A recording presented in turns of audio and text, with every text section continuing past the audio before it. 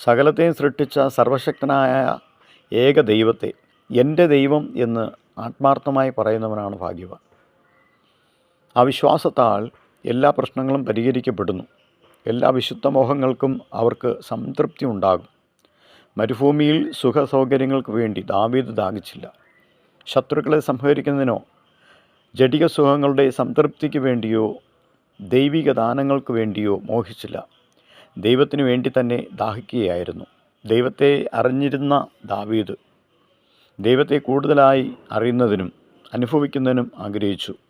ഇന്ന് മനുഷ്യൻ അഭിമുഖീകരിക്കുന്ന അന്വേഷണാത്മകമായ ഏറ്റവും പ്രധാനപ്പെട്ട ചോദ്യം നിങ്ങൾ എന്തിനു വേണ്ടി ദാഹിക്കുന്നു എന്നതാണ്.